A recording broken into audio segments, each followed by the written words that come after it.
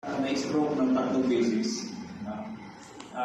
Meron ako napahiran doon mismo sa hospital, sa Abad Santos Hospital sa may San Nicolas Binondo. Kung alam niyo yun. Isa pong government hospital yun.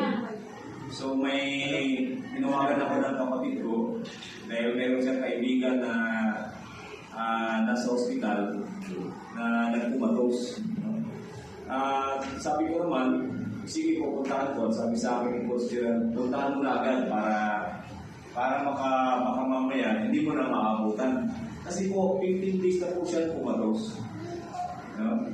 12 days sa ICU. Sa palagay po ninyo, magkano na kaya ginastos mo? 12 days sa ICU. Ang ICU po ngayon is worth 50,000 a day. Ganun po kamahal ang ICU.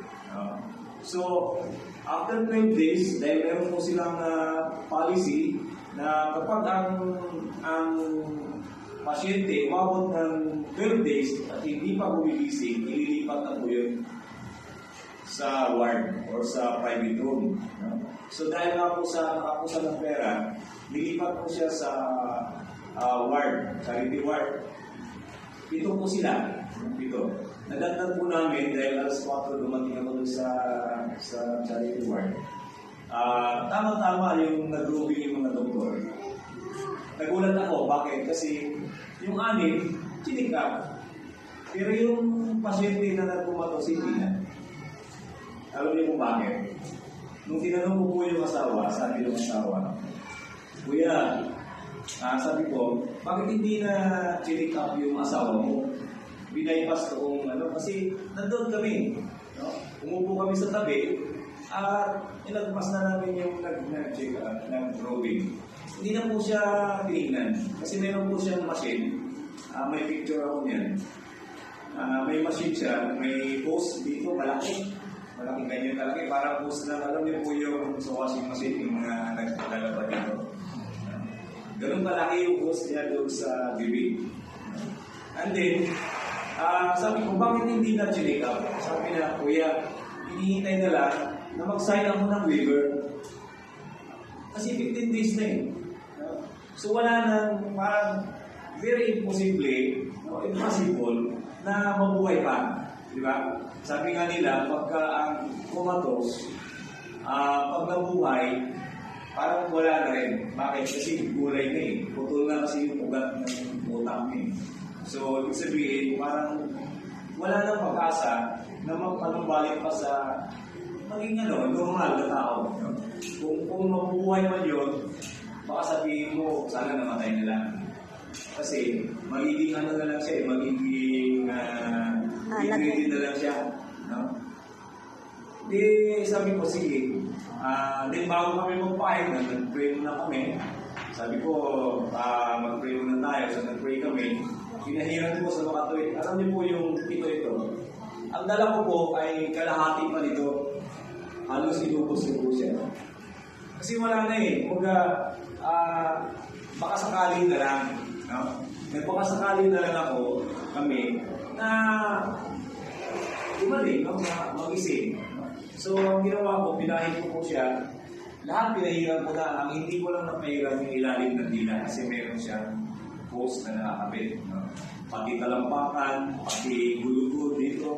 No? Talagang halos sinubos ko. Tapos, pagkatapos namin, after 2 hours, hindi ko siya nag-isip. Hindi ko siya nag-isip. Sabi ko, hindi ata maganda yung product, sabi ko. Kasi, ang sabi sa akin ko, Gerald, after 30 minutes, gigising yan. Yun naman ang thinking ko na in 30 minutes mag-isip. Hindi ko siya nag-isip. So, ang ginawa ko bago kami umuwi, pinapahiram ko ulit ng asawa. Sabi ko, pahiram mo, ubusin mo na yung laman niya. So, mga tayo, inuubusin na. Sabi ko, balitaan mo na lang ako pagka anong nangyari. Kinabukasan. Sana paano pa rin ako, positive pa rin ako. Kinabukasan ng hapon, nasa panayrisan ako dahil ako po yung nagtagay ng iba. Nag-text siya sa akin, sabi niya, Kuya, nag-isip na po siya, salamat po. Diba?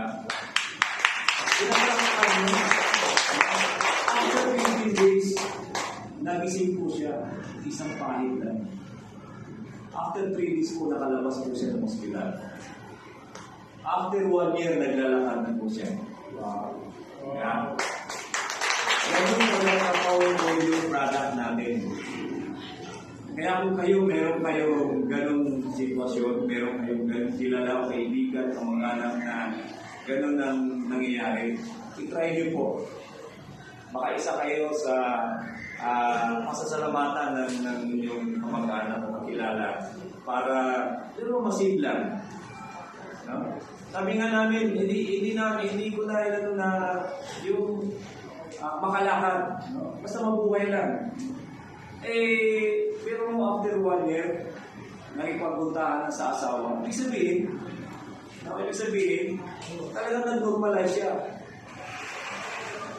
Kala naman natin pagka kumatosi, napupunta ka na ugat sa utak. Diba? Yun yung karaniwan na nangyayari pagka nagkukumain.